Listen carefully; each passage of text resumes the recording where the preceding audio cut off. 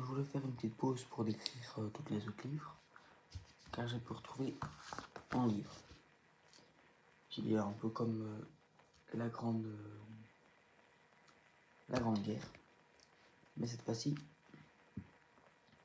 c'est Bastogne, la guerre des Ardennes. Alors, pourquoi je voulais absolument vous présenter ça?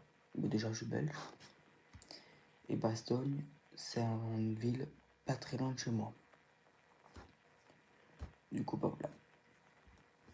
Alors, ceci n'est pas raconté pour les enfants. Du coup, c'est des images sur certaines BD en bulgare.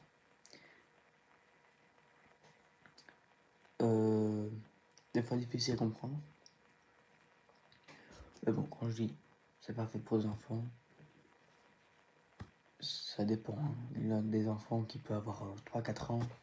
Enfin, non, quand même pas. Qui viennent de rentrer en première. Ça va facilement.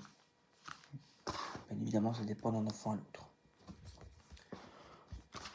Celui-ci, ça résume non la Première Guerre mondiale comme l'autre, mais cette fois-ci la Deuxième Guerre mondiale.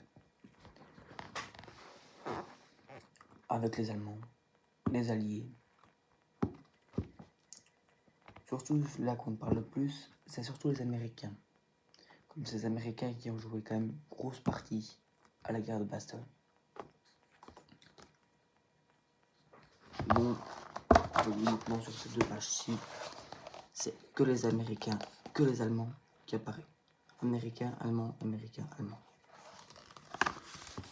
Car pour la guerre de Bastogne, c'est surtout eux qui ont joué comme un rôle majeur, sont quand même les Américains. Les Belges aussi, hein, mais surtout eux.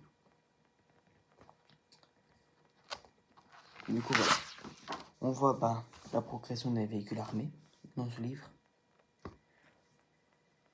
L'évolution de nouveaux véhicules, nouveaux équipements, nouvelles armes, et puis aussi l'apparition d'un célèbre dictateur bien connu. Je vais juste retrouver la page, mais d'Adolf Hitler. Franchement, il n'a pas de personnage principal.